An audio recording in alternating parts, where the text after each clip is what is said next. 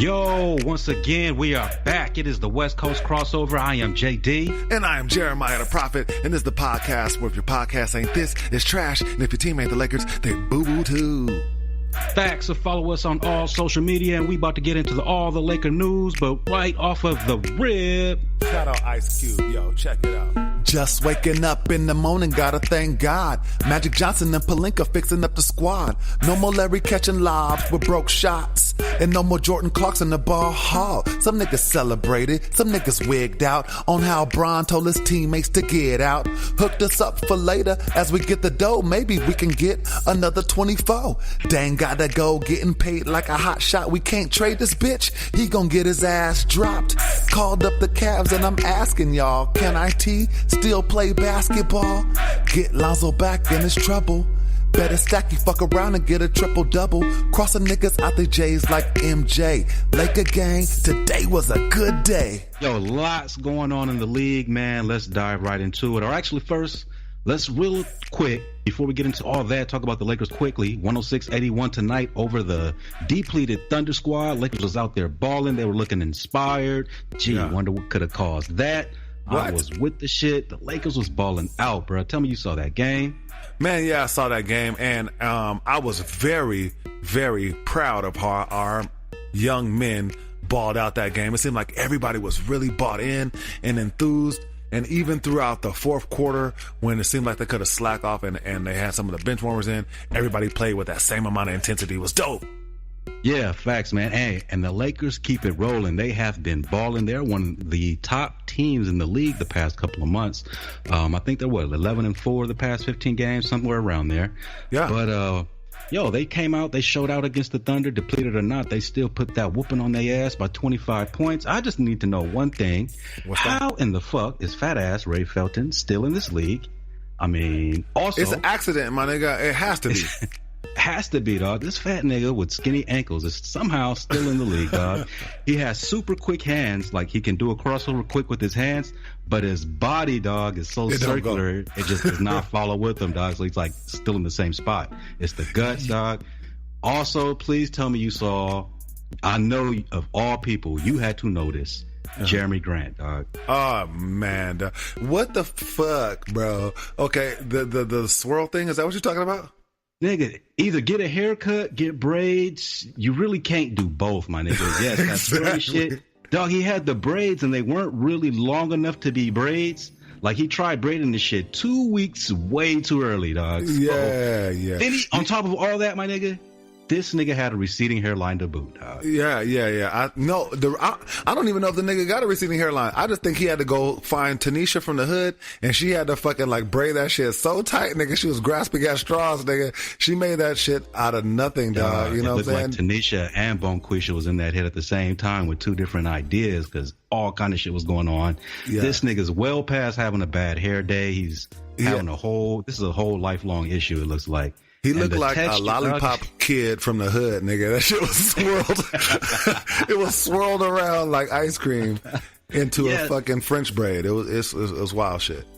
Burnt quinoa. But anyway, dog, nigga, let's get into the meat of the situation, dog. I wonder what you want to talk about, my nigga. A change in the Laker roster, bro. We got rid of Jordan Clarkson and Larry Nance, two fan favorites, and brought in IT and Channing Frye, and it's only right that we get into that and really break this down and what it means for the Lakers moving forward in the grand scheme of things. Personally, off rip, let me let everybody out there know that I am very excited about this deal. You like it? I love this deal. Bro. Was that your very first reaction when you saw the deal? Bro, my very, very first initial reaction was, whoa, what the fuck going on? Jordan Clarkson and Nance for IT and Channing Frye. Yo, this is crazy. But salaries, dog. I instantly went to salaries. I was surprised. I wasn't mad or anything, but it was just for real quick. And then I got happy right away because salary rise, I knew we were in a good place. We were going to get rid of Clarkson and Nance anyway in the summer, which was pretty much the plan. And we already discussed it before that you had to get rid of Clarkson Nance, Randall. 2 out of those 3 had to go. We got two in the same deal, and we got exactly what we needed, which was the salary cap space moving forward, as well as a draft pick in this upcoming draft, which we didn't have before. Yeah, man. Dude, I've been keeping up with the whole trade scenario, and I know we were talking about possible trades, or that was what we were going to talk about today anyway. And just however the trade line went down. What's crazy is that as I was listening and keeping my ear to the ground, I'm hearing that the Lakers are trying to unload Julius Randle or Jordan Clarkson for a first-round draft pick. All they wanted to do is just clear enough space to have something to work with this summer so that they can look for a possible free agent, man. Come to find out, we get to buy low on Isaiah Thomas when he has been, dysfunctional with the Cleveland Cavaliers and coming off of an injury. And we get to get that first round pick and clear up that space altogether in one fell swoop, man. It's crazy that could happen right now. I thought that was like the most lucky situation the Lakers could have fallen into. Yo, I think Magic and Rob is out there working, man. That's what it looks like to me. And when this happened, the reaction to this by Laker fans, bro, was kind of all over the map. I know you and I are sitting here talking about how we're happy about it, dog. We're excited about it. But, man, I was talking to some other people, and they were kind of tripping out, kind of bugging out that Clarkson and Nance was getting shipped out, mad that IT and Channing Frye is coming back. Channing Frye is old and washed up, can't do anything. IT, his body's broke, he's not anything. Totally disregarding, the other good stuff, the pick, the salary cap implications, the fact that Clarkson and Nance were probably going to be gone anyway. All that didn't matter to some of these people, man. So, I gotta say, man, that when I was in the blogs and we were going back and forth on the West Coast Crossovers page on Facebook, if you guys are not subscribing to us, check us out there because that's where a lot of this was happening. Dude, I gotta say, man, a lot of it's due to miseducation, bro. A lack of education about what's going on in the league. A lot of Laker fans out there don't seem to understand that you can't just buy up all the players, nigga. Like this ain't the 80s no more. It's not the 90s. That shit is over. Yeah, there's rules. And they have, unfortunately, the Lakers got to conform. Right. In fact, the Lakers, Magic Johnson was just fined, or the Lakers were fined $50,000 for a comment that Magic Johnson made the other day. Essentially, when he said that Giannis Antetokounmpo is a great player and he's going to do well for the Bucks and he might be an MVP one day. That's what he said. He didn't say nothing about nigga being on the Lakers or nothing. I want him to be on my team. No shit like that. He complimented a dude on another team and they got held to the very letter of the law, about tampering in the NBA. There are very strict rules and there's shit you can and can't do, dog. This is not the Wild Wild West. And so, the Lakers had to create some space in order to look out for a big fish out there. You can say that, all right, let's stand pat and let's roll with our core and let's build up the core and make them better and better until they're the fucking Warriors. But what niggas is not understanding is that we got the core, dog. We kept the core. In my opinion, I'm about to say we didn't lose any part of the core. Right. Jordan Clarkson ain't the fucking core. If that nigga's the core, bro, what kind of team are you trying to have, my G? Exactly. You're trying to have the same team that we're looking at that's never going to make the playoffs or any of that. We got to get in position to make a major move, and they did that. Yeah. Speaking of major moves, man. Yeah. We discussed upcoming free agents this summer. Uh-huh. In particular, LeBron, DeMarcus, Paul George. DeMarcus, we both kind of ruled out, especially with the injury coming up this year and him being out for probably up to a year. How do you feel about LeBron, especially now with the trade deadline happening and all those things that the Cavs did?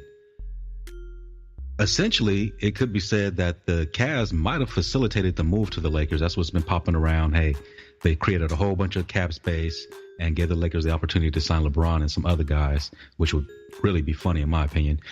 how do you feel though about LeBron coming to the Lakers now? Because I was with it last week, but I'm looking at it now, and I'm kind of falling back off of LeBron coming due to the the surgence of these young guys and how they've been playing and growing. You know what? I actually feel like the opposite. If you notice, man, ESPN and all these things, they're often wrong, man. My nigga, they was just wrong about the Lakers not clearing up space and trying to wait out till 2019. They just said that shit last week. And here we go, that the Lakers have essentially made space for 2018. They've been saying that LeBron James wants to go to LA. They've been saying that, the Cavs deal that they just made would facilitate that move. I personally believe that this move, if I were LeBron, I would think that this move showed that the Cavs had that complete willingness to trade and give in to his demands, man. Him and IT are not getting along, dog. And that shit was not working out. This nigga's all up on TV complaining like the squad is bullshitting. Basically he's been saying that all the time. Then last night he dropped a triple-double and scored the game-winning point and put the whole squad on his shoulders.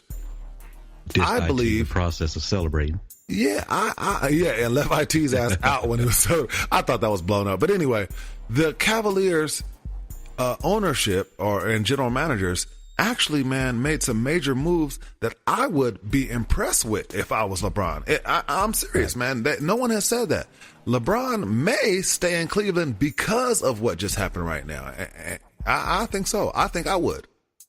I think also, I don't believe that the Lakers need him particularly as much as they would have 2 weeks ago. Right. Exactly. And that's how I'm kind of looking at things, especially like I said, with the progression. And then, that talk of LeBron and Paul George coming at the same time, getting to the other guy in the equation. You start to get a lot of redundancy out on the wings. Even though that is at the same time a lot of firepower, if you got Lonzo coming down with LeBron and George, and then you follow that up with Kuzma and Ingram, maybe coming off the bench or starting in whatever combination, that's a lot of firepower in itself. Still is a hole at center moving forward, but again, you do have a lot of redundancy. So Paul George, man, how do you think he fits into the equation, especially with that ass whooping the Lakers put on them tonight? He's got to be looking at the Lakers as maybe potentially being better than Thunder, even though they were missing Westbrook and Melo. You know what? This makes 2 beatdowns in a row, by the way. You know what I'm saying? They had Melo and Westbrook last time we gave them that work. And let's not forget, nigga, we have no point guard, nigga. We rolled out there with Tyler Ennis and Josh Hart and them, nigga, and gave them that work too, dog. It ain't like we got all our squad. You know what I'm saying? In my opinion, when I was looking at it, I was kind of thinking, yo, this is a good example of check out your next team, bro. Look, our point guard is out, man. Matter of fact, we don't have no point guard right now. We still put work on your squad when you're missing your point guard, man. Nigga, when your nigga's gone, you're looking real terrible. Right now, you're with Russell Westbrook and the dudes. Come over here and be with a team, man, who actually has depth. Because, I mean, honestly, we just lost 2 major rotational players. And I do believe that we'll miss Jordan Clarkson before this season's over. Yeah, as long as, at some point. Right. But Larry Nance, I'm not so sure, my nigga. I'm honestly not so sure. And I like Larry Nance. I do too. Today was a good example of how the Lakers, they've been doing it as a platoon, dog. You know what I'm saying? We ain't had nobody killing it yet. Even Kyle Kuzma, has just been that guy. Well, Larry Nance, I like Larry Nance a lot too, and I like when he dunks on people and all that other good stuff. Yep. But, at the end of the day, what you looking at? I don't know if you got the stats in front of you, but I'm guessing around, 8-4, 8-5, something like that. Something like that. And then Jordan Clarkson, he's was a 6th Man of the Year candidate at the beginning of the year, but he's been kind of regressing. So it's not like we're going to be missing all that much. And again, it's only for 30 days. It's going to be interesting to see how Isaiah Thomas fits into the Lakers' philosophy and scheme of playing basketball and doing things, because in order for him to be effective, he is a ball dominant point guard. And also, he's going to be an unrestricted free agent. Prior to him getting injured, he was an MVP candidate. So he might have been looking for some kind of big, crazy deal. Yep. 4 or 5 years, $200 million. Yep. He still might have in his head that he's that player. And he needs to go out there and prove that in these last 30 games, which would be kind of counterproductive to what it is that the Lakers have going on now, which has clearly been very successful for the Lakers. So that I understand from that standpoint, the concern about losing Clarkson and Nance. But again, overall, this was the right move for the Lakers to make, man. So how do you feel about the team chemistry moving forward when you insert Channing Frye into the equation along with Isaiah Thomas with this current team? I say, one, Channing Frye is now the Lakers' best fucking three-point shooter. Niggas asleep on. I mean, real talk, dog. Real talk. Right? It was. I was thinking it might be Brook Lopez. It kind of like Kyle Kuzma a little bit, dog. But for real, Channing Frye, dog. Better ask somebody, dog. You know, if you're worried about winning or somebody shooting, he's now our best shooter. We've been needing shooters, but that's just some temporary shit. Isaiah Thomas. Let's look at it. I look at it a few different ways. One, let's say he's boo-boo. He's too short, like a bunch of niggas are saying. He, you know, as if he wasn't the MVP candidate last year. He's too short. He's ball dominant, and he's just trash. He's hurt and everything else, right? Okay. Well, the Lakers now just let him fly off into La La Land, you know, after the season's over, and have that free cap space that they was going to have to attach somebody or not get anything in return for if they just got rid of Jordan Clarkson and let Julius Randle leave. Or perhaps because he's still hurt, right? And he's not productive at the end of the season, maybe we get a nigga that's MVP caliber, little tiny nigga, for a discount next year, bro. That's. Hey, I'm not saying. Look. I'm not saying that I'm all in on that plan, but I'm saying that would not be the worst thing in the world. That would be a plan C. That would be if you didn't have, if nobody came through, and you know, you can't pick up a free agent, any other free agents that's out there. That would not be a bad look. All I'm saying is if taking a flyer on a 1-year deal or something like that, where he has to prove himself over again. Well, I mean, that's what it would be, right? He'd have to prove himself over again. Only way I would be cool with that is if those circumstances that you just described existed, where there's no viable options on the free agent market, right? And he's willing to take a 1-year deal, maybe like, okay, well, I'll use this season to prove myself, and then I'll go get a bigger deal after that. Right. But man, I'm not looking forward to him being on the team long term, obviously, because that means the Lakers struck out on some stuff. Well, or my other point was going to be the nigga just snaps out of it, dog. Over there in Cleveland wasn't the right situation for a nigga. He still was kind of hurt. You know what I'm saying? Kind of gimpy a little bit. By the end of the season, the nigga's putting up 30, nigga. Because I could see that. I totally could see that. I'm not saying, dude, you know, I don't know why at the beginning of the season, I'm the only nigga that's talking about ball movement and Lonzo Ball and what he does other than scoring.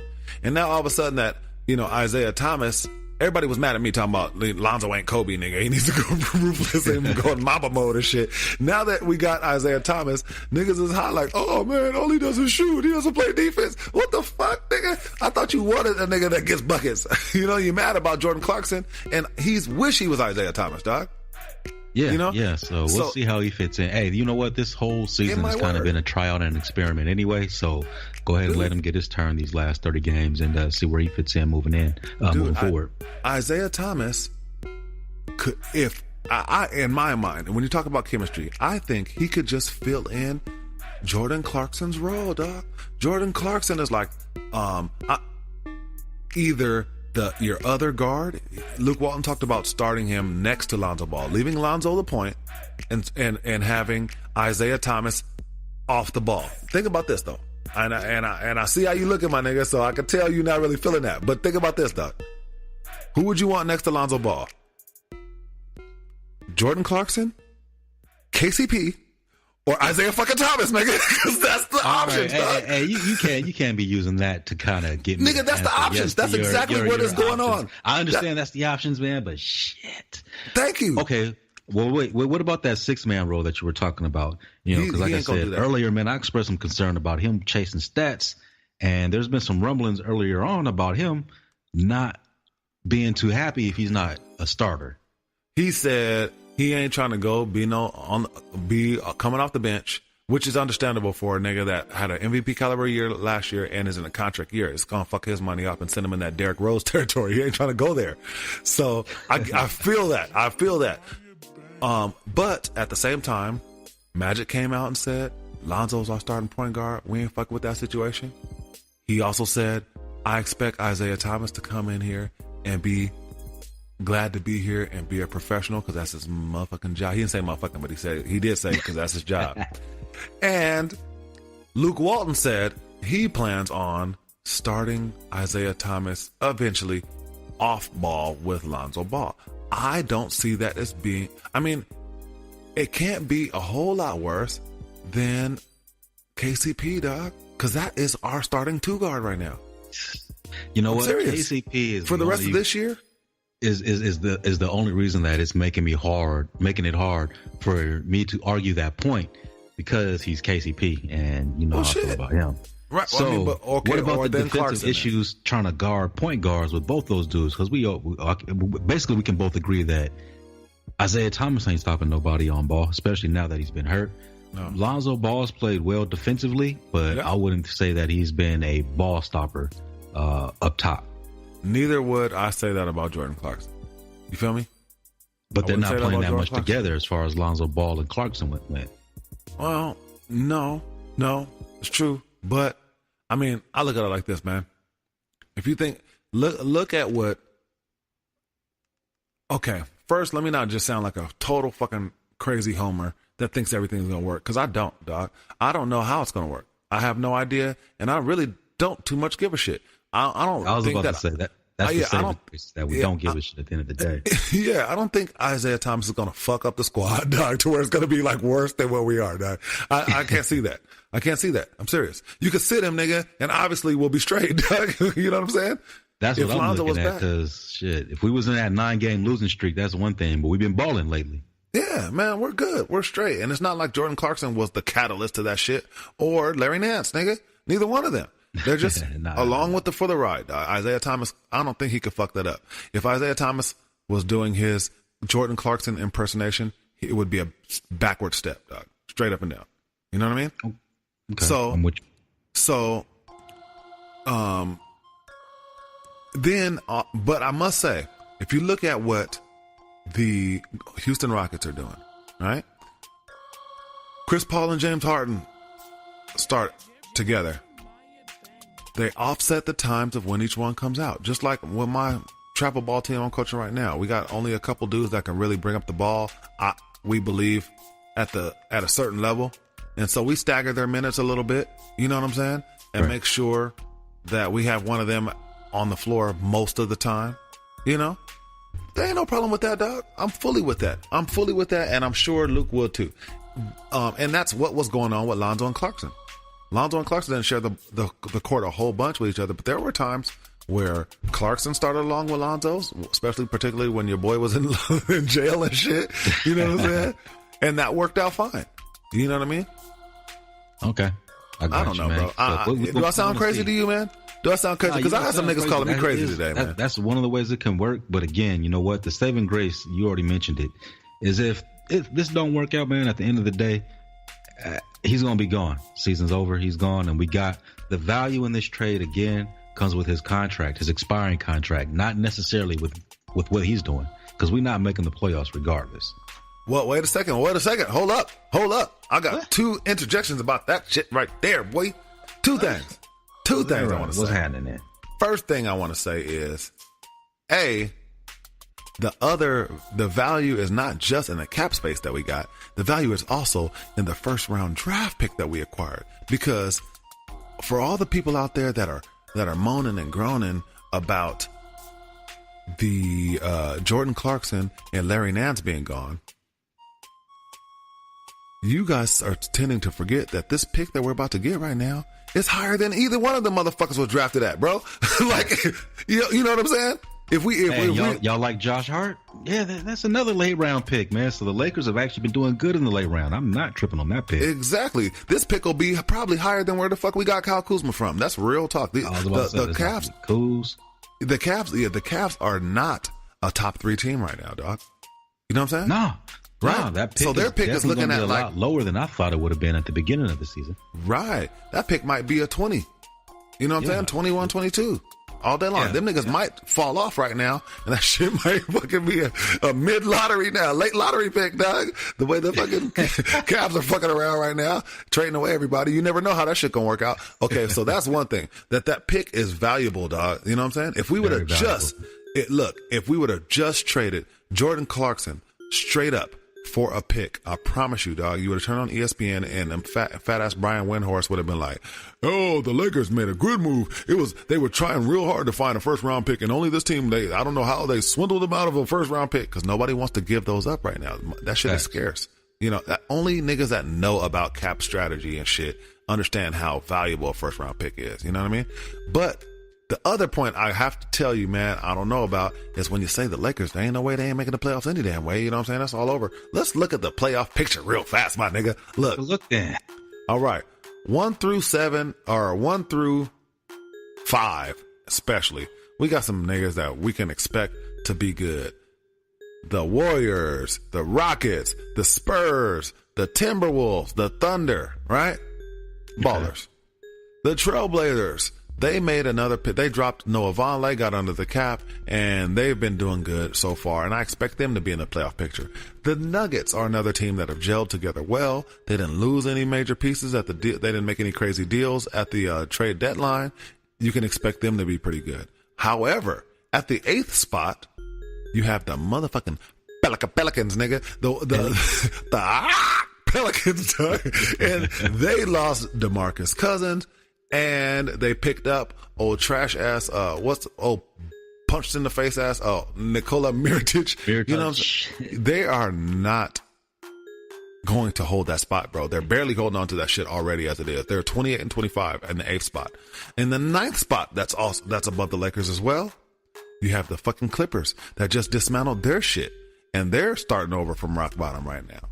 Their shit is going to fall. They have managed to win a couple in a row, so we gotta maybe keep an eye on them. I got a C note on the fact that these niggas start slipping hardcore right now. Nigga, these are the Clippers we're talking about, and they're falling off. You know what I'm saying? So they're going back to rebuild. 6 games behind the Clippers, I believe. I wouldn't be surprised if them niggas start tanking. We are 4 games behind the Clippers. 4 games? Yes. Okay. And them niggas are about to, I wouldn't be surprised if they start falling off quick, or if they even start tanking on purpose, dog, on real talk. Cause they were trying to shop DeAndre Jordan and couldn't make it happen. Yeah, I wish they would have did that so they could have fell back to the pack. Now, what about the Jazz though, bro? The Jazz are the ones that are between us and the Clippers. They're in the 10th spot, and they just got rid of Rodney Hood and picked up a few players from the Cavs. They actually may be in a better position than they were before. That would be who's fighting for the 8th spot. But other than that, if even at all, if IT is a minor upgrade from Jordan Clarkson, and that's not a humongous if. That's not a stretch. You know what I'm saying? If that is to happen, then the Lakers have a very good shot of fighting with the Jazz, who are 3 games ahead of them, for that 8th spot, bro. I think the Lakers think that shit can happen. Well, we're going to need the Jazz to kind of fall off a little bit, because them dudes have won 7 in a row somehow. Yeah. They've also won 8 out of the last 10. Yeah. So they're kind of matching the Lakers win for win lately. They've both been very hot. So the Lakers haven't been able to catch them or make up any ground. The Clippers too. They've been 6-4 in their last 10. You know, they're only 2 games behind the Lakers in the last 10 games. So they haven't been losing ground as fast as I hope they would have. But hopefully the Lakers can keep pace, because I don't think those other 2 teams can, and the Pelicans can. But we're looking at 28 games left in the season? Yeah, man. And generally in the Western Conference, you're going to need about 45 wins, man. So yeah, but it's way tighter at the bottom, dog. Look, the Pelicans have 28 wins, and that shit is falling. 25 losses, you know what I'm saying? 28 wins. Clippers have 27 and 25, right? The Jazz are 26 and 28. They really technically, dog, can win. So you think they can pass the Clippers in the next 2 games or so.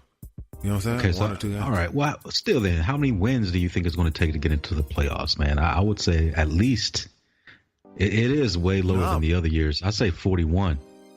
I don't know, dog. It might even be that. It might be a straight 40, bro. You could be under 500, because if you look at it, the other teams in the West, there's a giant chasm between the winning teams and the losing teams, man. Because the Lakers are at 23 wins, But after you get past that 11th spot, niggas fall all the way the fuck off to 18, dog. Yeah, facts, 18, 17 wins, dog. They all are equally, the Grizzlies, the Suns, the Kings, the Mavericks are equally boo-boo right now, dog. You know, way at the bottom. And it's not like we have one team that has 1 win or 2 wins. You know what I'm saying? They're all just bottom feeding. And so with a real close race like the way it is, man, it could go any kind of way. Well, here's the thing, man. 5 out of the next 6 games, the Lakers are playing trash teams. Mm-hmm. They have a game against the Timberwolves in Minnesota. That's it. But other than that, they got the Mavericks twice. They got the Pellies, the aforementioned Pellies, which a win there obviously will pull them back. And then they got the Kings and the Hawks. So they definitely got some winnable games. They've been balling out. They've been playing very well. Throw IT into the mix. Without Zoe or Isaiah Thomas. Yeah, and maybe you're right. I'm not going to give up on them. I'm not going to say I see that happening. But I will say maybe you could be right, Doug. I'm definitely going to keep my eye on it, and that could switch very quickly depending on how these next, handful of games go.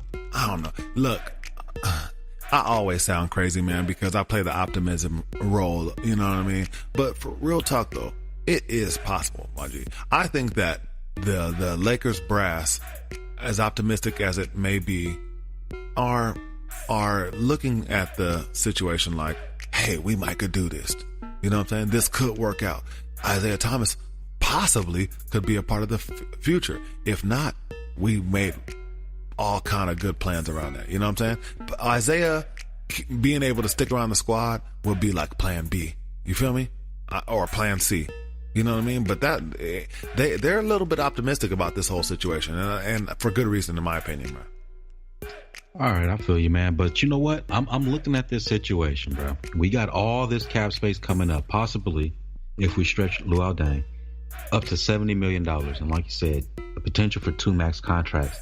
But I was looking at the landscape of free agents. We said the top 3, but below those guys, man, I definitely don't see anybody worth max money.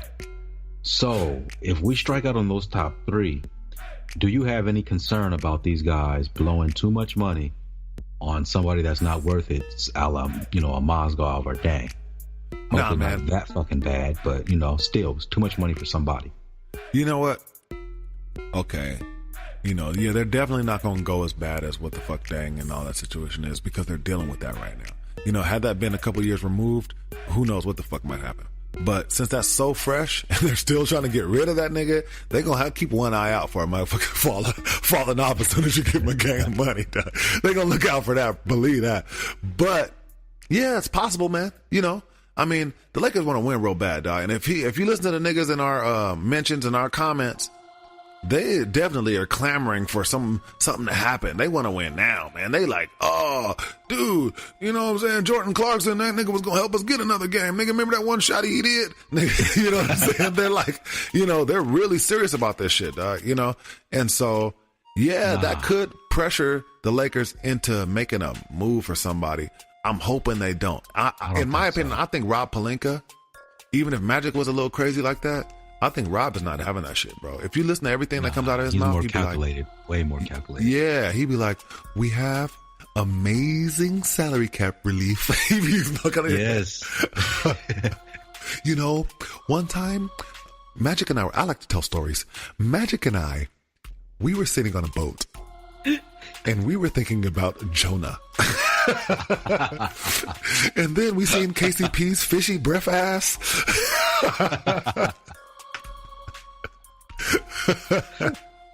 And we decided to give him a 1-year deal to let him see what he's all about. That nigga is not trying to spend money. He always talking about salary cap relief. Every time that nigga open his mouth with that weird, dog, I'm not going to do it. But we could easily set Rob Pelinka to the roast, bro. But he's on our good side today. He's on the good side, but I think we're just going to have to get him off GP at some point down the line. Yeah, man. Because that motherfucking comb over situation he got going on in the front of his shit is suspect.